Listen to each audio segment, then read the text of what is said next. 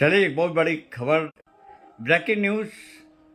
प्रधानमंत्री मोदी जी का जो स्लोगन था बीजेपी का कि अब की बार 400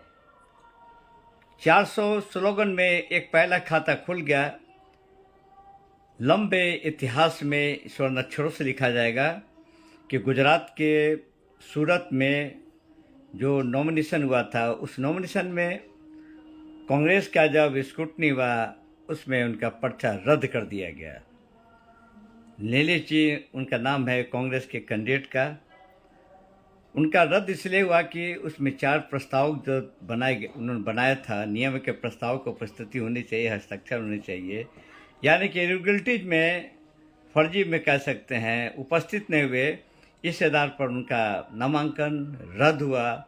बाकी जो 8 जो निर्दलीय थे उन्होंने अपना नामांकन वापस लिया, यानी कि मुकेश दलाल करके जो वहाँ के बीजेपी के जो उम्मीदवार थे निर्विरोध जीत गए। शाम को फॉर्मेलिटीज में आज इलेक्शन कमीशन उनका डिक्लेयर्ड, उनको सर्टिफिकेट मिल जाएगा।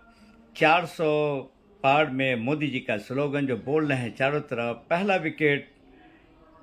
विकेट उन्होंने स्वीकार कर दिया और इंडी पार्टी का क्लीन बोल्ड हो गया।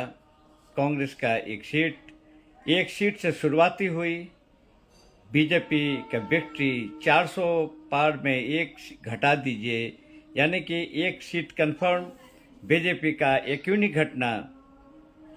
अब इस पर हाय तौबा लोग कांग्रेस वाले मचाए हुए हैं, लेकिन सोच सकते हैं कि जिसके प्रस्ताव की जाली हो, प्रस्ताव का हस्ताक्षर जाली हो, प्रस्तावक जो सामने नियमबद्ध तरीके से नहीं आएंगे तो नियमतः किसी का भी नामांकन रद्द होगा। जिसका रद्द हुआ और सीधे वहाँ पर मुकेश दलाल जी का जो पर्चा जायज़ था, वैध था। जो बाकी जो निर्दलीय थे 8 ने अपना नामांकन वापस लिया।